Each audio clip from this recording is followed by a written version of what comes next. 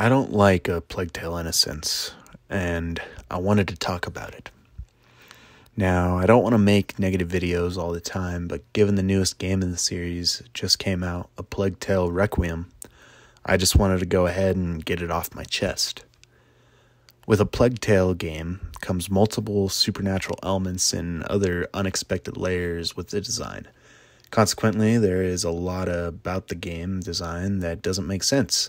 Before we get too far ahead, there will be story spoilers for the first game, but I'll mostly focus on the gameplay. While I didn't enjoy the game, the fantasy elements within the grounded historical setting did make it an original and interesting experience. A Plague Tale plays a lot like the rebooted Tomb Raider trilogy, but more simplistic, if I'm being honest.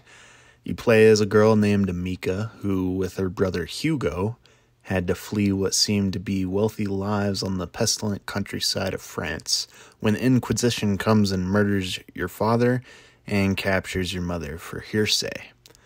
Your only weapon in the game is a leather sling that you mostly shoot rocks with, and it sucks until you pretty much fully upgrade it.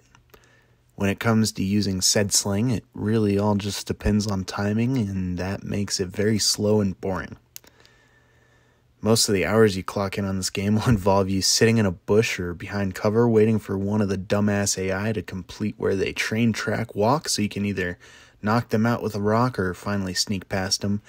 If they are moving a little too slow for you, maybe you could throw one of your rocks, and of course they'll have to go search and check that out. I just find it boring and tedious, and I could see if really not enjoying the game, because if you don't like that and then you don't like the story, But another big draw I see from the game is that people are really into the amount of rats on screen. But considering the mechanic, I got bored of that really quickly as well. You need light to keep the rats away from you the whole game. You enter into minor environmental puzzles where you need to transfer torches from one side to another.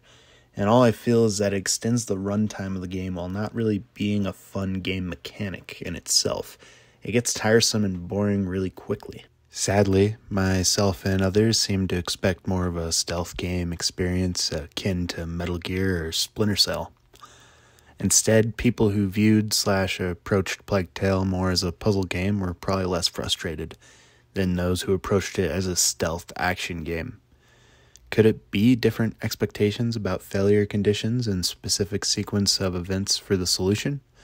Or that they made a puzzle game masquerading as a stealth game that has crafting elements? At the end of the day, I didn't like the story and the gameplay fell short for me, which disappointed me because I heard a lot of praise about this game. And honestly, I feel it was overhyped and under-delivered.